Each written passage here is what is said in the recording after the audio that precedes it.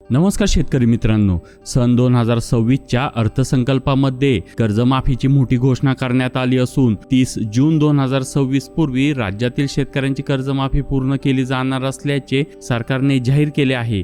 मात्र रोज समोर येणाऱ्या नवनवीन बातम्यांमुळे शेतकऱ्यांमध्ये प्रचंड संभ्रमचे वातावरण निर्माण झाले आहे। कारण अद्याप या कर्जमाफी योजनेला मंत्रिमंडळाची अंतिम मंजुरीच मिळालेली नाही।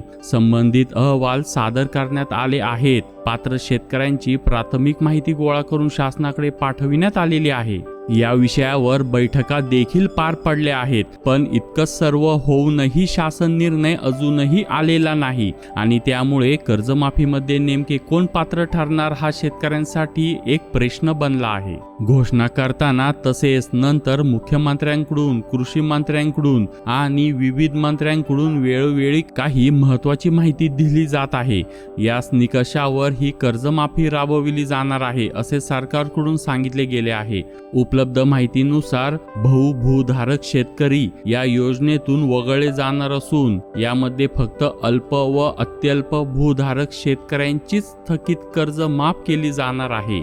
2 लाख रुपयापर्यंतची थकीत पीक कर्ज या कर्जमाफीमध्ये घेतली जातील। तसेच केवळ अल्प मुदतीचे पीक कर्जच या योजनेत बसविण्याचा निर्णय झाला आहे। यामध्येही 2022 ते 23, 2023 ते 2024 आणि 2024 ते 2025 या तिन्ही आर्थिक वर्षातील 30 सप्टेंबर 2025 पर्यंत थकीत असलेली पीक कर्जमाफीस पात्र ठरणार आहेत। हीच आतापर्यंत उपलब्ध झालेली मुख्य अधिकृत माहिती आहे। याचबरोबर सरकारने एक महत्त्वाचा निर्णय घेतला आहे।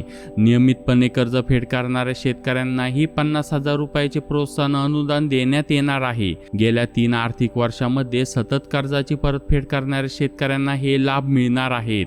या वर्षी सुद्धा 30 जून 2026 पर्यंत शेतकऱ्यांना आपले थकीत कर्ज नियमित करण्याची संधी देण्यात आली आहे। त्यामुळे विविध बँकेकडून शेतकऱ्यांना आपली कर्ज रिन्यू करण्यासाठी तसेच थकीत रकमेची परतफेड करण्यासाठी आवाहन केले जात आहे आणि शेतकरीही मोठ्या प्रमाणावर कर्जफेड करत आहे। या संपूर्ण प्रक्रियेमध्ये सरकारचा स्पष्ट संदेश असा आहे की गेल्या 3 वर्षात नियमितपणे कर्जफेड केलेल्या शेतकऱ्यांनाही 50,000चे अनुदान मिळणारच आहे।